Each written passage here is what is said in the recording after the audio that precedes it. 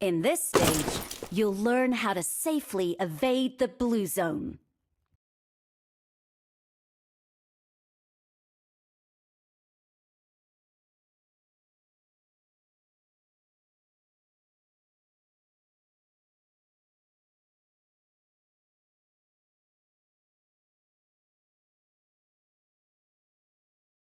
The white circle is the next play zone. Try to enter the play zone as soon as possible.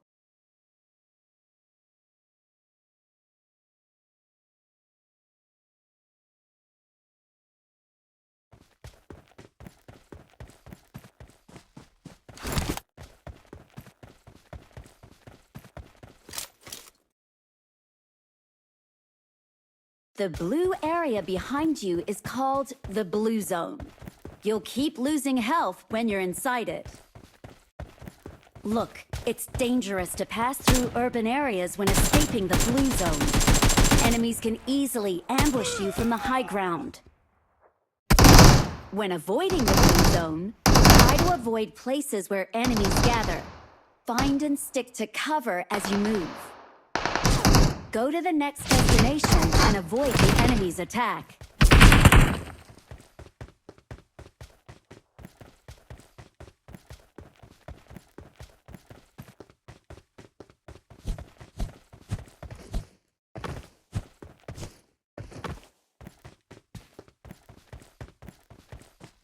Nice job! The blue zone deals more damage as the match progresses, so keep an eye out for it and plan an escape route in advance. Try not to pass through urban areas after escaping the blue zone.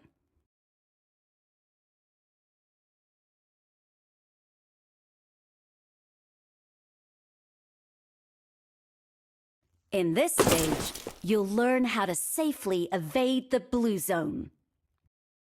The white circle is the next play zone. Try to...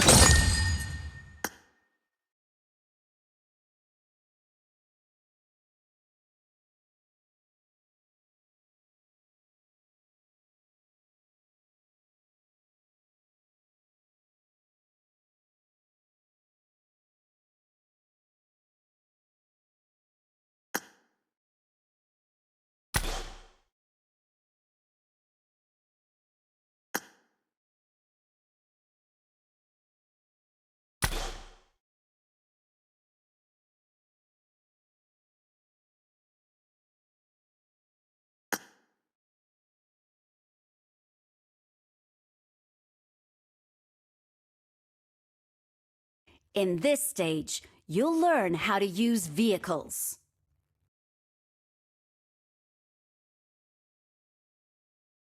Get in the driver's seat.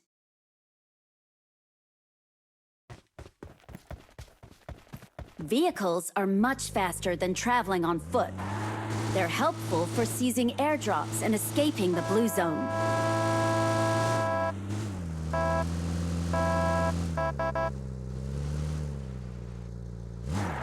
Airdrop crates contain advanced equipment which can greatly increase survivability and combat power.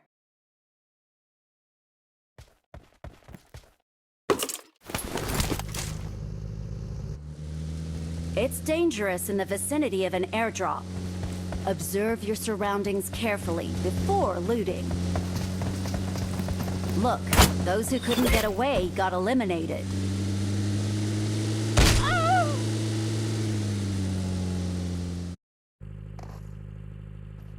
A vehicle makes it easier to dodge enemy fire and escape sticky situations. Get away with a vehicle.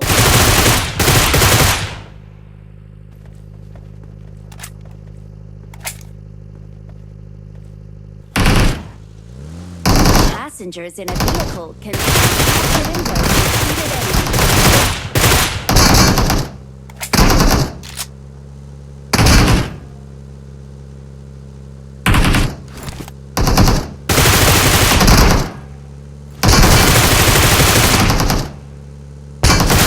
Nice job! Aside from using them as transport, vehicles have other uses in matches. Each vehicle has different characteristics, and you can greatly improve your stats by making it.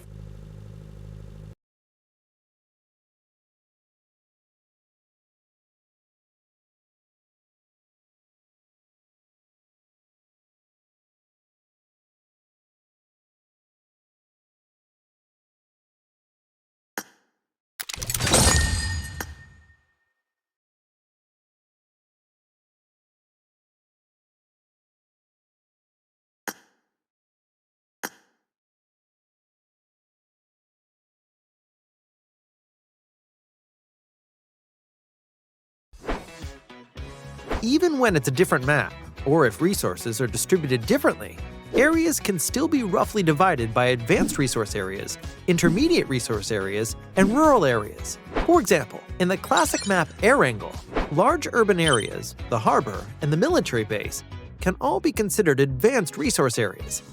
There are lots of supplies to be found in these areas, and they're all quite densely distributed.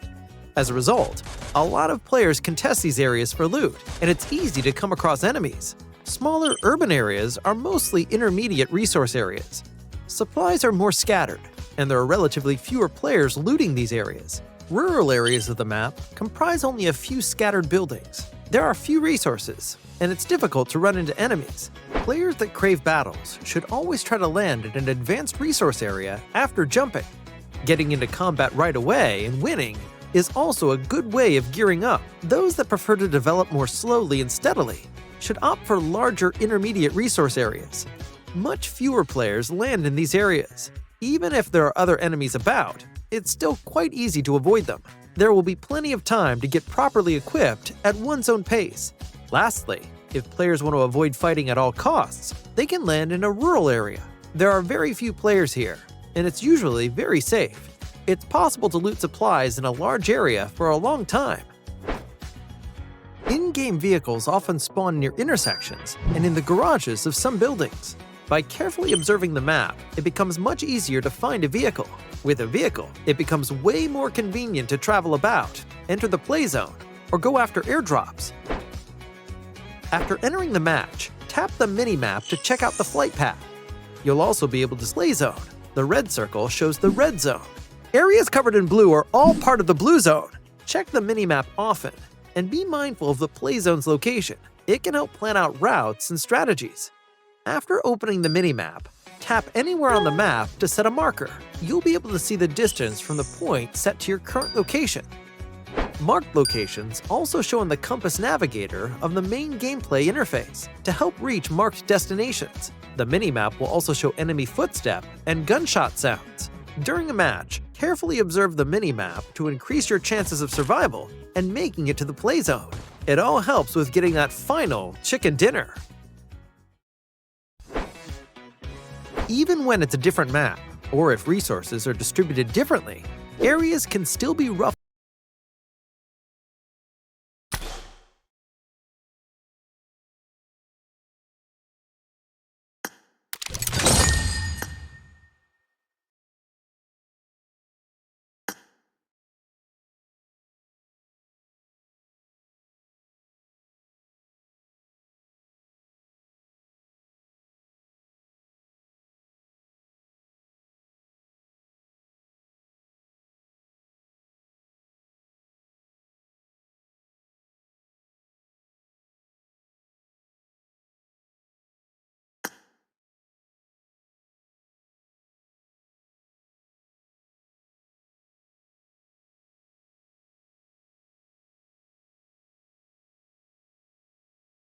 Using multiple fingers can help improve your level of play.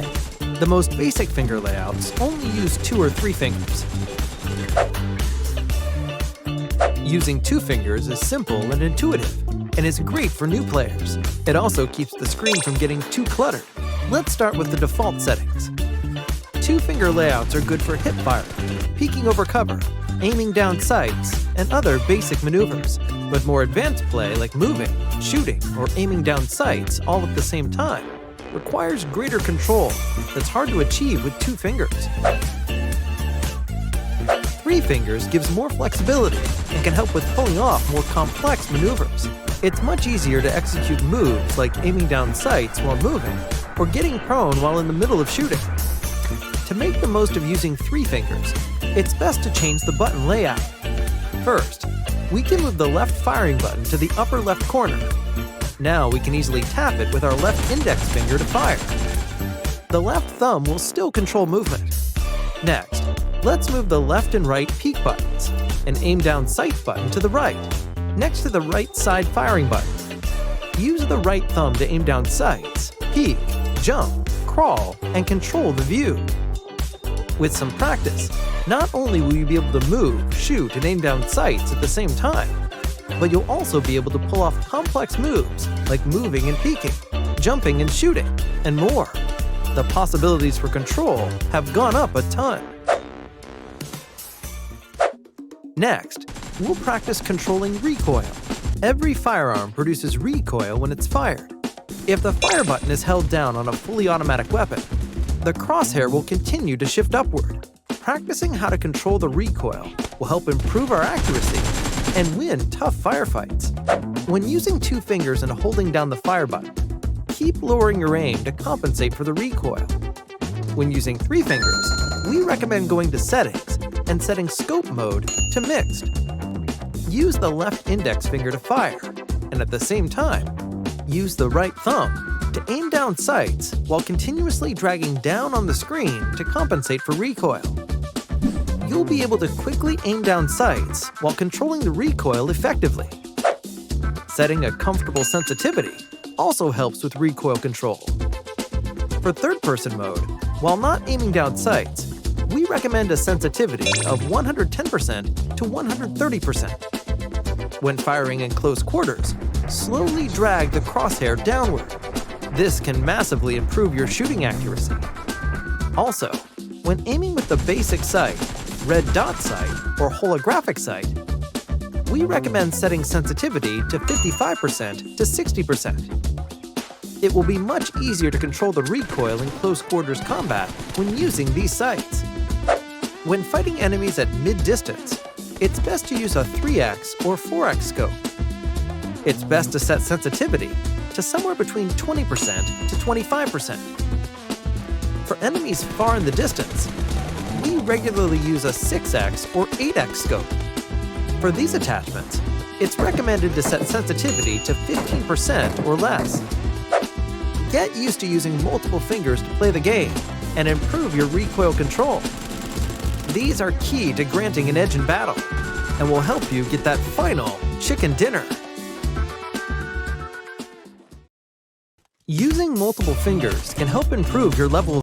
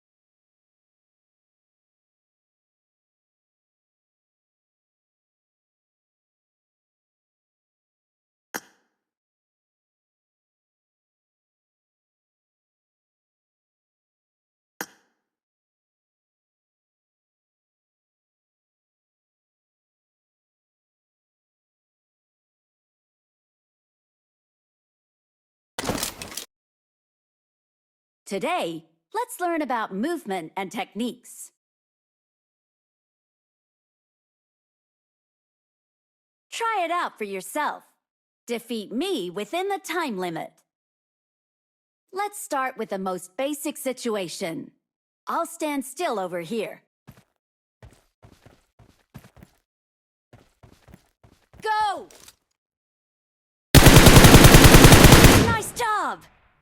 Now I'll start moving to the left and right. See if you can still hit me as easily. Go! Nice job! If you jump, it'll be even more difficult for enemies to hit you.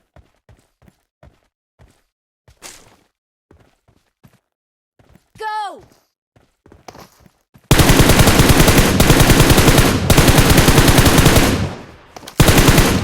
Nice job! You can also surprise enemies by suddenly going prone. You'll also experience less recoil while lying prone, which makes hitting enemies easier. Go!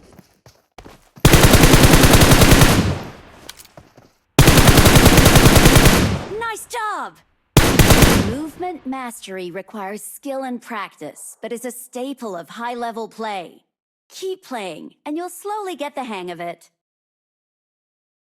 Now, try suddenly lying prone while firing.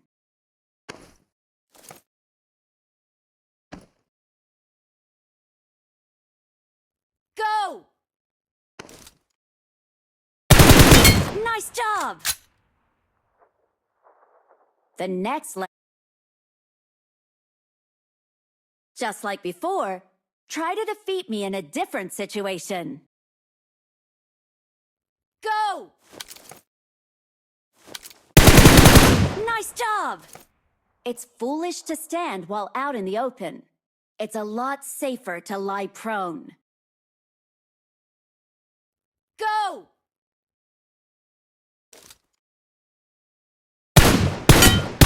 Nice job! Also, all that provides excellent cover.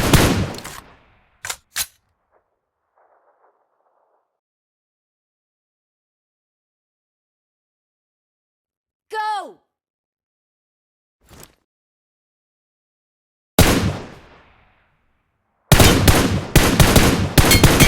Nice job! Enemies can shoot through grass, but real cover is a lot more sturdy.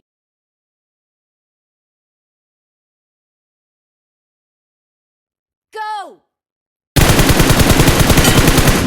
Nice job! When you have the high ground, you have the initiative to choose when to open fire. Go!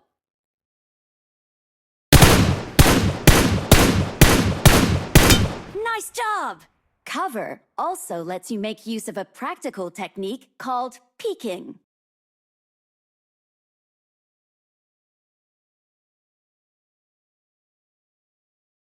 Go!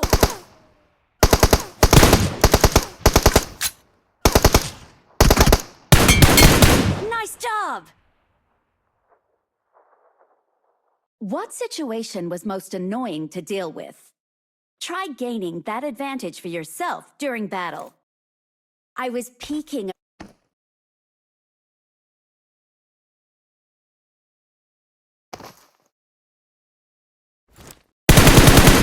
Nice job! Movement can be a very high-level technique, so don't lose heart if you don't get the hang of it right away. Just keep practicing. When I fought in my first Battle Royal match many years ago, I was...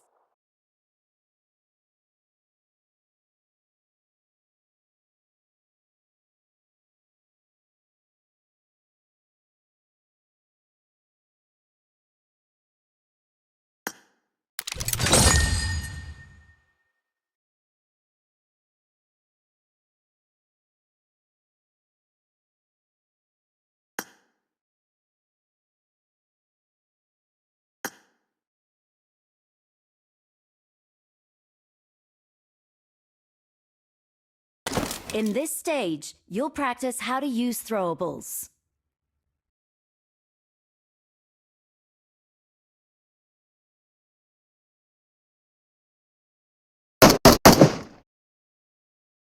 When enemies are standing guard inside a building, your best method of attack is to use a grenade.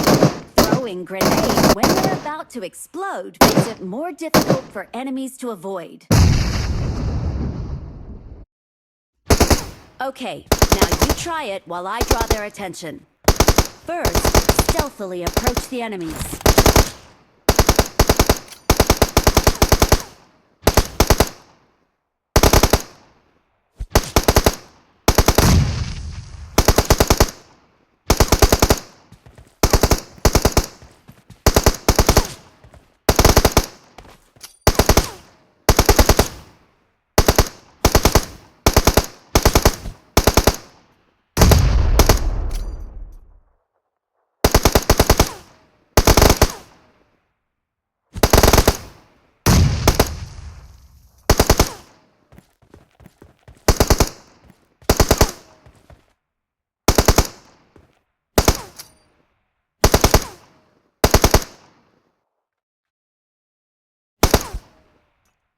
Nice job!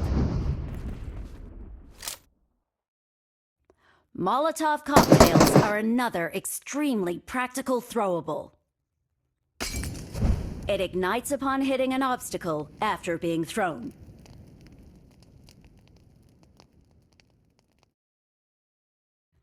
It deals continuous damage and can drive enemies away from cover.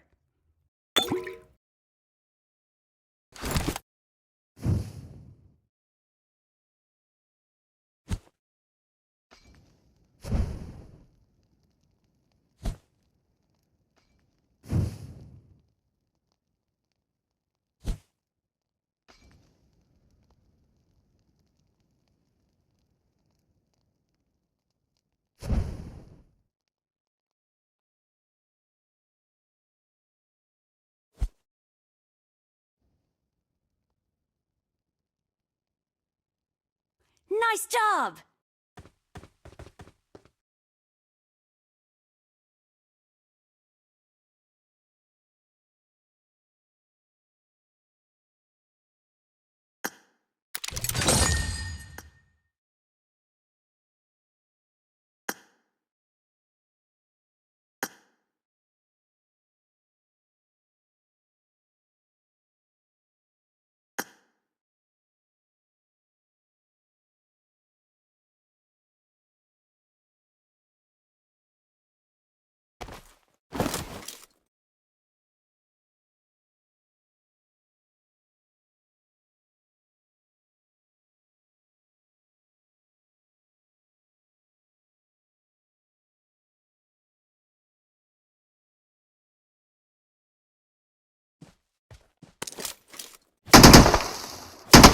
If you run out of ammo, you can ask your teammates for aid. Get in the car. Get in the car. I'm out of ammo. Need ammo. Come over here.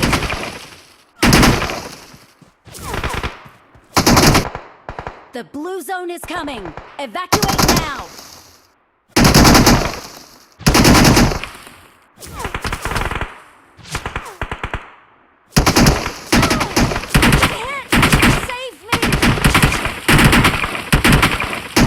Try to rescue your teammates in an open area. Throw a smoke grenade first.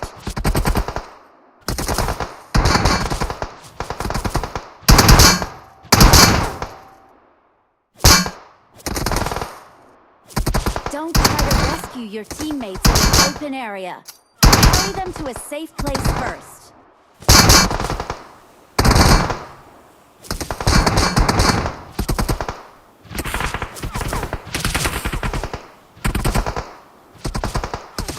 Don't try to rescue your teammates in an open smoke. Don't carry your teammates. Your teammates' health will keep dropping after they've been knocked down, so you need to be quick.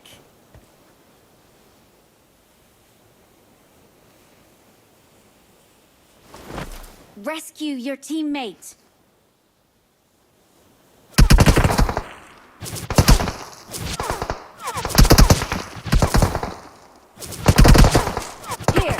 Take this ammo.